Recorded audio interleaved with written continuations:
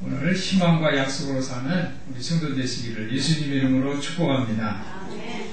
시편 116편 10절을 보면 내가 크게 고통당하였을 때도 나는 믿었다라고 고백하는 그런 장면이 있습니다.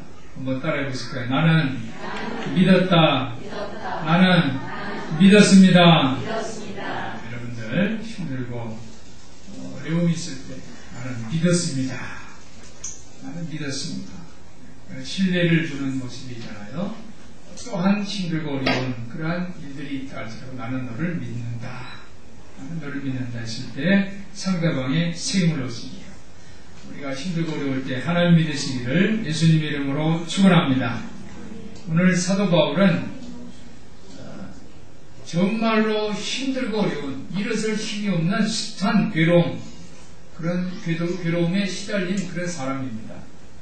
그럼에도 불구하고 그런 고통을 무시할 수가 있었다. 고통을 무시하다. 어려움이 오는데 그걸 무시할 수 있는 것. 힘들고 어려울 때 그것을 바라보면 그냥 사람이 다리가 움직이지를 않잖아요. 그죠? 너무너무 무서우면 움직일 수가 없는 거예요. 사자나 냉수 앞에 토끼가 도망치지 못하는 것은 너무 무서우니까 발이 안 떨어지는 거예요. 그런데 그 무서운 두려움이 없다면 도망칠 수가 있겠죠. 토끼굴로 들어간다는 도망칠 수가 있는데 너무너무 무서우면 그러면 움직일 수가 없는 것입니다. 오늘 사도 바울은 현재의 그 큰 고통을 무시할 수가 있었다라고 고백을 합니다. 그 이유를 무엇인지 우리 이유를 이야기하면서 은혜를 나누고자 합니다. 현대 과학자들은 이런 것들을 임상적으로 밝혔어요. 런던 대학의 뇌화상 진찰 연구소라고 있는데 거기에서 2011년도 10월호에 천성적으로 낙관적인 사람이 있잖아요. 어디 다 낙관적인 그런, 다른 사람은 힘들어서 어려운 것들을 생각하면서 고민을 하는데 이 사람은 천성적으로 낙관적이기 때문에 걱정을 하잖아요. 걱정 없는 사람, 그죠? 태평스럽다, 그죠? 걱정 없는 사람들을 이제 임상 실험을 한 거예요. 이 사람들이 왜 이러는가? 그런데 그런 사람들은 장밋빛 전망을 긍정적인 어떤 사실이 여러 가지 그 사안들이 있는데 장점들, 장밋빛 정보만을 뇌에서 받아들이는 거예요. 다른 것들은 다 받아들이지 않는 거예요. 그러니까 비관적인 정보보다 그 사람들이 뇌는 비관적인 것을 막 무시하는 거예요. 통과시키는 거예요. 그리고 낙관적인 것만 이제 뇌가 작용하는 거예요. 그거에만 작용한다는 것을 발견을 했어요. 실질적으로 이렇게 살려면은 이제 비관적인 정보도 내가 그것을 활용을 해야 되는데 그럴 때에도 그것을 활용을 하지 않고 낙관적인 것만 이제 바라볼 만한 그런 연구 결과를 발표를 했습니다. 어떤 사람들 이 후각이 없는 사람 있잖아요. 그죠? 후각이 없어요. 냄새를 못 맡아요. 어떤 사람은 냄새를 잘 맡잖아요. 그런 이유가 있고 후각을 맡는 그 세포가 작동 안 하니까 못 맡는 거예요. 지난번 세상에 이런 SBS에서 소개된 사연 중에 부산에 사시는 70대 할머니가 사연이 소개됐어요. 이 할머니가 집안에 냄새가 있다는 거예요. 집안에 냄새가 있어가지고 이 할머니는 그 냄새 때문에 집안에 방도 있는데 거기서 안 살고 화장실에서 그 1년 동안 거기서 화장실에서만 사는 거예요. 질문을 했어요.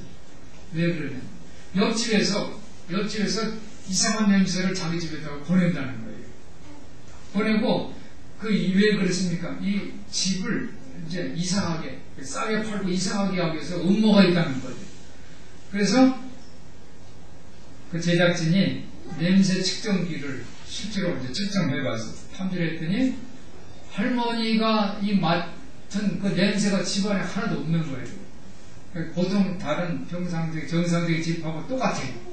그런데 이 할머니는 냄새를 맡는 거예요. 실제로 냄새를 너무 독한 맞으니까 막 휘청휘청거리고 막 그래요. 얼른 화장실 들어가서 제작진들 빨리 들어오고 문 닫으라고. 화장실에서 밥 먹고 화장실에서 다 하는 거예요. 화장실에 오히려 냄새가 있을 거 아니에요. 근데 이제 이 심리학 의사가 이 할머니를 진단을 했는데 이 할머니는 환취, 그러니까 환각 속에서 냄새를 맡는 거예요. 환치라는 그런 질병을 맡고 있었던 거예요. 이게 두뇌가 결함된 거죠. 결함돼가지고 이상한 냄새, 실제 있지도 않은 것을 냄새를 맡는 거예요. 근데 이 할머니를 이제 이 치료를 해야 된다 해서 이제 이 할머니하고 이야기도 하고 대화도 하고 이제 제작진들이 같이 이렇게 시간을 많이 투자를 했더니 할머니가 이제 바깥에 나와서 이제 같이 밥도 차려주고 먹고 그래요. 그러니까 냄새가 지금은 냄새 나요 할머니 하니까 이제 냄새가 없는 것 같다. 지금은 냄새가 안 나는 것 같다. 그러면서도 이제 두려운 생각을 갖더라고요. 사랑하는 성도 여러분, 우리가 두뇌가 결함돼서 뇌가 좀 부족해서 내가 낙관주의를 갖는 그런 낙관주의는 실제로 이 낙관이라는 것은 개인을 위해서는 좀 필요하다고 생각은 돼요. 더 나은 현실을 상상할 수 있는 힘이 우리에게 있으면 얼마나 좋겠어요. 그리고 역사를 보더라도 이 낙관주의가 우리 조상들에게 있었기 때문에 이 조상들이 만약에 낙관주의가 없었더라면 지금도 동굴 속에서 살았을 거예요. 이 동굴을 나가면 이 잘못된 환경 때문에 우리가 죽을 것이다 생각했으면 아마 동굴 바깥으로 안 나가고 지금도 원시 시대처럼 동굴 안에 살았을 거예요. 그런데 우리 조상들이 낙관주의를 가졌기 때문에 동굴 바깥으로 나가가지고 모험을 해서 오늘날 이렇게 현대 사회가 된 것이라고 저는 생각을 합니다. 근데 우리 성도들이 너무 낙관주의를 가지는 문제점도 있어요. 너무 긍정적으로 좋게만 생각하는.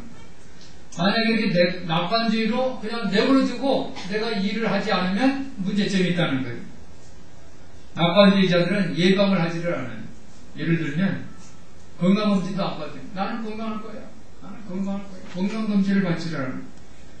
여름에 이렇게 뜨거운 야외에 나가는데도 선크림을 안 바르는 거예요. 아, 나는 괜찮아. 내 피부는 괜찮아. 이 낙관주의. 우리가 최악의 경우를 예비하고 대비하는 것도 필요하다는 거예요. 그럼에도 불구하고 우리가 비관주의에 사로잡히기보다는 낙관주의가 그래도 좀 낫죠. 저는 오늘 이 낙관주의냐 비관주의냐 이거보다는 여러분들이 균형적인 균형의 사람이 되시기를 예수님 이름으로 부탁을 드립니다. 그래서 우리가 평상시에 건강을 유지할 계획도 세우지만 내가 건강에 대해서 계획을 다 세웠으니까 나는 다른 거 안 해. 이것이 아니라 만일의 경우를 대비해서 여러분들 의료보험도 들어야 돼요. 보험도 들어야 돼요. 신앙인들은 보험 필요 없어. 보험도 들어야 되는 거예요. 그런데 오늘 저는 이러한 균형적인 것보다 더 중요한 그러한 치료하는 방법, 성경에서 말씀하시는 그 방법을 여러분들에게 제시하고자 합니다. 첫 번째로는 희망으로 살자. 한번 따라해 보실까요? 희망으로 살자. 오늘 사도 바울은 그 정신을 본받자. 그 정신이 뭐냐? 희망으로 사는 거예요. 그러면서 오늘 이야기를 하는데 13절에 내가 믿는 거로 말한다 그랬어요. 그리고 우리 모두가 같은 믿음을 가졌다 그랬어요. 같은 믿음. 이 같은 믿음은 뭐냐면 믿지 않는 사람들은 죽음을 부정적으로 생각을 해요. 모든 소망이 끊어졌다 이렇게 생각을 해요. 그렇지만 그리스도인들은 죽음에 대해서 소망을 갖는 거예요. 그래서 사도 바울은 죽음에 대해서 죽음은 몸을 떠나서 예수님과 함께 사는 거다 이렇게 고백을 했어요. 오늘 목사님의 그 간증 얘기를 소개를 할게요. 이분은 58세인데 대장암으로 세상을 떠났어요. 생애 마지막 달을 보내는 동안 의학적으로 무슨 수를 쓰더라도 살리려고 노력을 했어요. 근데 의사가 모든 종합적인 의학적 통계를 이렇게 다 살펴보니까 이 목사님이 희망이 없다는 것을 알았어요. 그래서 자기 자신을 속이지 않기 위해서 나는 어떻게 할까 이렇게 고민을 하던 중 하나님 말씀 데살로니가전서 4장 13절을 말씀을 묵상을 했어요. 그 말씀은 형제들아 자는 자들에 대하여 너희가 알지 못함을 우리가 원하지 않는다. 자는 자에 대해서 너희가 알지 못함을 원하지 않는다. 자는 것은 죽음을 말하는 거예요. 우리가 희망을 갖고 있지 않은 다른 사람들처럼 슬퍼하지 않는다. 왜? 죽음 끝나는 것이 아니라 자는 거기 때문에 그래요. 그래서 그 말씀을 전하려고 이 목사는 마지막 이 죽음은 끝이 아니라 최후의 말도 아니다. 즉 이것은 자는 것이다. 그리고 다시 일어날 때는 주님과 함께 부활하는 것이다. 이 말씀을 죽기 전에 가족과 또 교우들에게 이렇게 전했습니다. 오늘 우리 큐티 할 때 이예순 집사님이 지난주 이제 설교 말씀을 요약을 다시 한번 했는데 다윗에 대해서 말씀을 전했어요. 지난주에 제가 다윗에 대해서 소개를 했잖아요. 다윗은 어떠한 어려운 그 열악한 정말 근무 환경이 열악하잖아요. 어디 지붕에서 근무하는 게 아니라 그냥 한대에서 바깥에서 양을 치는 근무 환경이에요. 불평하지를 않았어요. 천둥 번개 쳐도 두려움보다는 하나님이 위대하심, 하나님이 강력하심 그것을 생각하면서 기도했어요. 하나님 그것을 두려워한 게 아니라 하나님 나에게 저런 강력한 저런 위험스러운 힘을 주세요. 하나님을 평화를 주세요. 이제 그렇게 하나님 음성을 들었다고 말씀을 드렸습니다. 왜 그랬을까? 왜 다윗이 그런 기도를 드렸을까? 그것은 다윗의 마음이 부드러웠기 때문입니다. 우리 성도들이 부드러운 마음을 가지시기를 예수님의 이름으로 축원합니다. 다윗은 온유했어요. 거기에 친절함. 그래서 온유함과 친절함. 그래서 이 다윗은 내 마음에 합한 자라고 하나님이 인정하셨기 때문에 다윗은 위대한 왕이 되었던 거예요.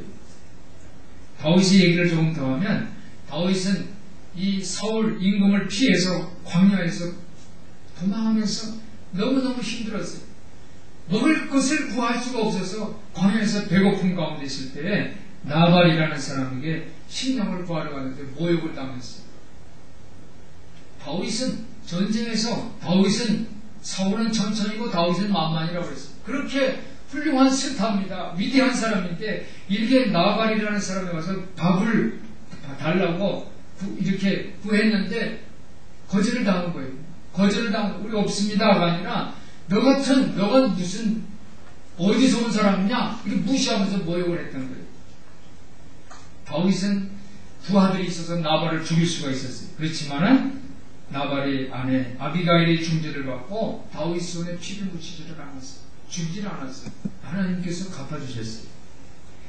다윗이 또 압살롬 아들 압살롬이 반역으로 궁에서 탈출할 때 시므이라는 사람이 다윗을 저주하면서 따라왔어요. 모욕을 얼마나 저주라면 시므이가 머리카락이 휘날리면서 쫓아와가지고 다윗을 막 저주를 했어요. 그런데도 다윗은 하나님이 시킨 일이니까 내버려두라 그랬어요. 이런 마음을 가질 수가 있을까요? 온유한 마음, 부드러운 마음이 있었기 때문에 그래서 하나님께서 다윗을 축복해 주신 것을 기억하시기를 바랍니다.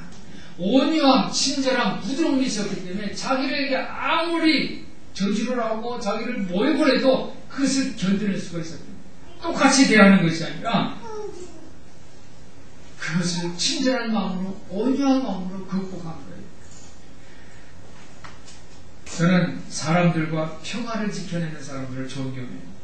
싸움을 잘하는 사람, 전투하는 사람, 용사 이거보다는 이 평화를 지키는 사람, 평화의 말을 하는 사람.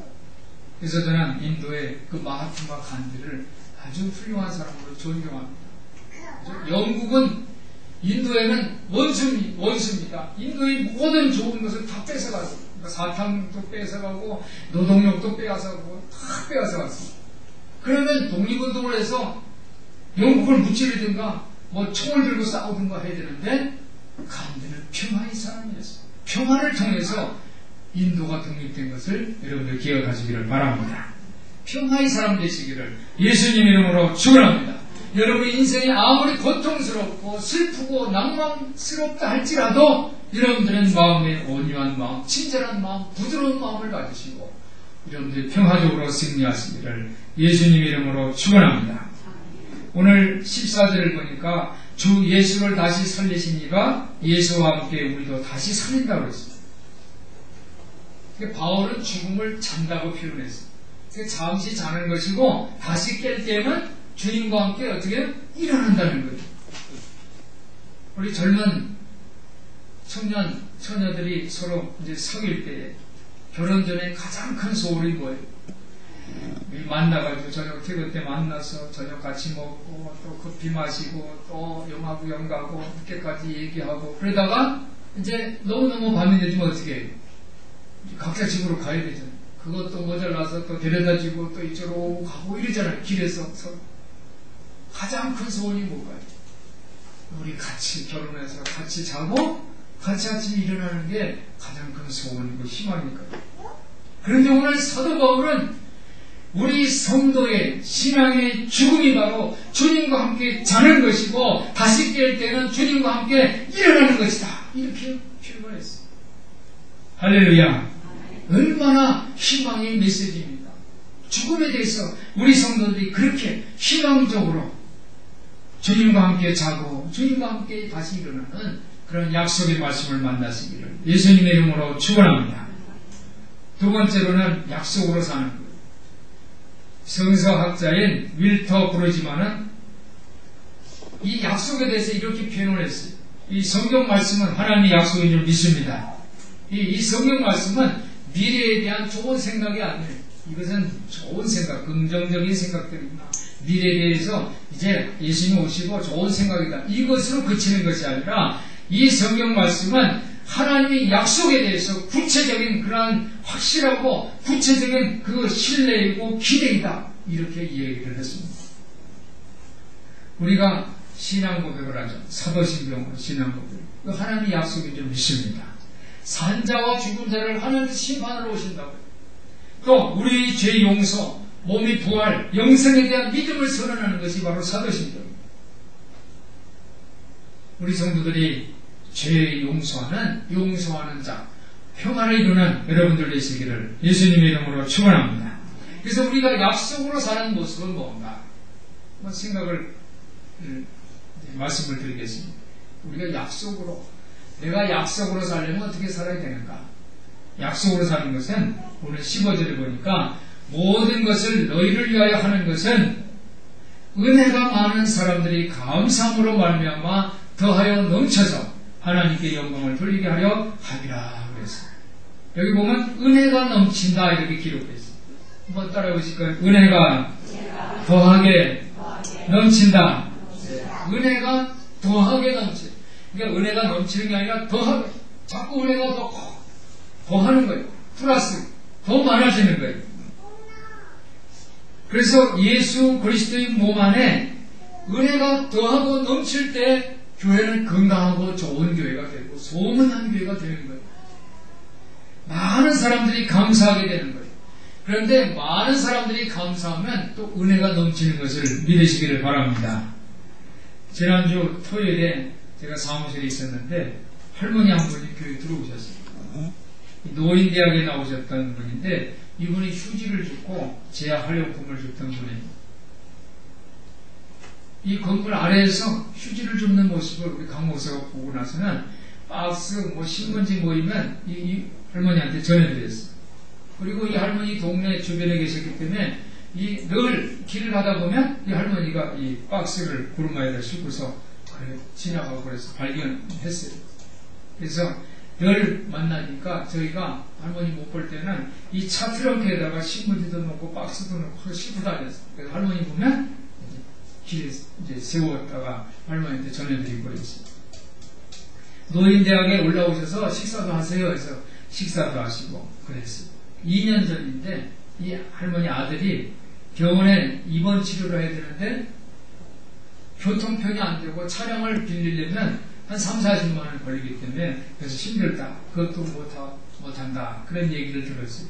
그래서 제가 우리 교회 봉고차를 가지고 이 아들을 이제 서울 건국대병원이니까 거기까지 제가 모셔다 드리고 그랬어요. 오래전 일이라 제가 잊고 있었습니다. 그런데 그 할머니가 그걸 늘 마음에 고맙게 생각하고 있었던 거예요.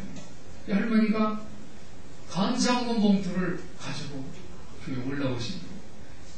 근데 12만원 이렇게 썼어요. 왜 12만원이니까? 한 달에 10,000원씩 해서 1년치 내는 거예요, 1년치. 그걸 가지고 오셨더라고요. 근데 더 감동적인 것은 이 할머니가 이 동네에서 이사를 해서 저 7단지로 이사를 갔었어요. 근데 거기서 여기 오려면 보통 우리 일반인들 한 15분이나 20분 걸리잖아요. 그래서 천천히 와. 12시에 출발했는데 오후 2시간 넘어서 도착했네요. 요즘은 휴지도 못 준대요. 아파가지고. 걷지도 못하는데 또 고루마를 끌고서 2시간 쉬엄쉬엄. 제가 마음이 그냥 뭉클했어요. 감동을 받았어요. 그러면서 무슨 생각을 했냐면 우리가 하나님에게 받은 그 은혜가 얼마나 죽을 수밖에 없는 우리가 구원받은 거잖아요. 그 은혜를 내가 하나님께 감사하면 내가 지금 할머니한테 느꼈던 그런 그 기쁨, 이 감동, 이거보다 더 큰 감동을 하나님께 드릴 수 있겠구나. 그런 생각을 했어요. 그 은혜를 잊지 않는 모습. 그것이 얼마나 귀한 것인가. 이게 얼마나 보석 같은 건가. 이게 얼마나 가치 있는 일인가. 그런 생각을 했습니다. 사랑하는 성도 여러분, 많은 사람들이 감사를 하면 은혜가 넘치게 되는 것을 믿으시기를 바랍니다. 여러분들이 감사가 충만하시기를 예수님 이름으로 축원합니다. 그래서 감사가 충만하면 감사의 기적을 경험하는 거예요. 은혜가 넘치는 성도들 되시기를 예수님 이름으로 축원합니다. 우리가 약속으로 사는 것은 또 뭐냐면 지도자로 사는 거예요. 하나님은 여러분들을 이 세상에 천국을 세우기 위해서 이 세상에 지도자로 세워주신 것을 믿으시기를 바랍니다. 오늘 16절에 보니까 그러므로 우리가 낙심하지 않는다고 했어요. 낙심하지 않는다. 지도자들이 낙심을 하면 나라가 망합니다. 그 단체가 망해요. 지도자가 낙심했는데 무슨 희망이 있어요? 그 지도자는 낙심하지 않는 거예요. 우리 성도들이 낙심하지 마시기를 예수님 이름으로 축원합니다. 오늘 왜 지도자가 낙심하지 않냐면 겉사람은 후패하나 우리 속은 날로 새롭기 때문에 그래요. 지도자는 겉사람은 후패하는 걸 알아요. 오래 지나다 보면 이런 거 생각, 첫 마음이 다 사라지고 첫 사랑이 사라지는 것처럼 처음에 마음 먹었던 것이 사라지고 해이해지는 것을 알아요. 그렇지만 겉은 그러지만 지도자의 마음은 속 사람은 어떻게 해요? 날로 새롭도다. 한번 따라해보세요. 속 사람은 날로 새롭도다. 여러분이 속 사람이 날로 새로워지시기를 예수님 이름으로 축원합니다. 이 우리 속 사람이 날로 새로워지기 위해서는 어떻게 되면 사랑이 있어요. 사랑. 여러분의 마음이 사랑이 넘치시기를 예수님 이름으로 축원합니다. 이타적인 사랑이 다른 사람을 내 몸을 사랑하는 것처럼 다른 사람을 사랑하는 거예요. 원수까지도 사랑하라고 그랬어요. 여러분의 마음이 사랑으로 넘치게 되면 여러분 속 사람은 날로 새롭게 되는 거예요. 그리고 우리 속 사람은 또 뭐냐면 충성이 있어요. 충성. 한번 따라해요. 충성. 네, 우리 군인들이 충성 하잖아요. 그죠? 여러분 하나님 앞에 늘 그런 마음 가지고 충성. 하나님 앞에 내가 충성할 때 이제 충성하면 군인 정신이 생기잖아요. 항상 나라를 위해서 내가 백성들을 지킨다라는 그런 귀한 가치가 마음속에 이제 뜨겁게 되는 거잖아요. 하나님을 향한 충성스러운 마음이 있으면 우리 속 사람이 날로 새로워요. 이 지도자들이 이러한 사랑하는 마음과 충성이 있을 때 그 속 사람은 날로 새롭고 그 나라는 부흥하고 평화스러운 나라가 될 줄 믿습니다. 그런데 지도자들이 이 사랑하는 마음이 없고 충성하는 마음이 없고 그냥 똑똑하고 그죠? 전문성이나 있고 그러면 어떻게 될까요? 그러면 저들이 나라를 거기에 거들내죠. 자기 유익을 위해서 뒤로 돈을 빼돌리고 권력을 남용하게 되죠. 백성을 부리려고 그러죠. 우리 성도들이 지도자들을 위해서도 기도해 주시기를 우리나라의 지도자들이 사랑하는 마음이 있게 해주세요. 우리나라의 지도자들이 충성스러운 그 백성을 섬기는 마음을 있게 해주세요. 이렇게 기도하는 여러분들 되시기를 예수님의 이름으로 부탁을 드립니다. 오늘 바울이 증언하는 것은 우리가 경험하는 삶, 우리가 경험하는 이 삶, 우리 모든 이 삶은 실제적이지만, 그죠? 우리가 체험하고 경험하는 현실이지만은, 그러나 이것은 일시적이다. 한번 따라해보세요. 일시적이다. 즉, 우리 숱한 고통, 두려움, 이것은 일시적이라는 거예요. 영원하지 않다는 거예요.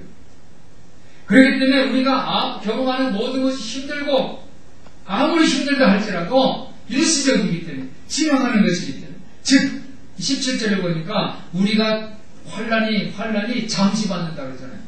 우리 잠시 받는 환란. 즉, 우리가 이 환란이 엄청나게 크더라도 이것은 잠시 받는 거예요. 그런데 이 환란이 크지 않고 경하다고 했어요. 경하다는 건 작다는 거예요. 가볍다는 거예요. 환란이 가볍다는 거예요. 왜? 그 이유를 지극히 크고 영원한 영광이 충만한 것을 우리에게 이루게 합니다. 영광이 더 충만하다는, 무겁다는 거예요. 지극히 크다는 거예요. 그거하고 비교하면 지금 현재의 고난은 가볍고 일시적이다. 이렇게 고백을 하고 있습니다. 그리고 18절에 보니까 우리 돌아보는 것은 보이는 것이 아니라는 거예요. 지금 앞에 눈앞에 있는 이 현실 실제적인 것은 보이는 것이 아니라 보이는 것은 잠깐이고 보이지 않는 것이 영원하다고 이렇게 고백을 하고 있습니다. 오늘 바울은 남다른 고통 중에서도 그 고통을 가볍게 무시할 수 있는 비결을 고백하고 있습니다. 모든 고통들은 비교할 수 없도록 큰 그 영광, 그 영광을 하나님께서 우리에게 주시기 때문에 장차 지극히 크고 영원한 영광의 약속을 제시하셨기 때문에 그 보이지 않는 것, 그 약속이 영원하다 이렇게 고백을 하고 있습니다. 그러면서 고린도후서 5장 1절에 보니까 만일 땅에 있는 우리 장막집이 무너진다. 장막집, 우리 몸이 무너진다는 거예요. 우리가 이 세상을 떠난다는 거예요. 우리가 죽는다는 거예요. 무너지면 거기서 끝이 아니라 하나님이 지으신 집, 손으로 지은 것이 아니라 하나님이 지으신 집, 영원한 집. 한번 따라해 보실까요? 영원한 집. 영원한 집이 우리에게 있는 것을 안다라고 고백을 했습니다. 사랑하는 성도 여러분, 사도 바울이 두뇌적인 만약에 하나 세상에 이런 일이 나온 그 할머니가 냄새도 없는 냄새를 맡고서, 그렇죠? 그걸 뭐라고 그랬죠? 한치를 맡고서 세상에 이런 일이 나온 거죠. 오늘 사도 바울이 두뇌 결함을 갖고 있어서 그 괴로움을 느끼지 못하고 있는다고 할지라도 우리가 이런 믿음을 갖고 있으면 우리가 똑같이 그런 두뇌 결함을 갖고 있는 셈이 돼요. 그렇지만 성경과 신실한 믿음의 세대들, 우리 조상들, 다윗, 아브라함, 모세, 이러한 위대한 신앙의 인물들이 그 경험은 실제적이다. 이렇게 오늘 성경은 선언하고 있습니다. 사랑하는 성도 여러분, 여러분의 삶이 고되고 힘듭니까? 여러분이 사도 바울처럼 숱한 괴로움을 당하고 있습니까? 오늘 시편 기자는 내가 크게 고통당할 때도 나는 믿었습니다 라고 고백하는 거죠. 오늘 사도 바울이 기독교인들은 낙심하지 않는다 라고 선언하는 거죠. 우리 성도들이 하나님이 주신 희망과 약속으로 살기를 축원합니다.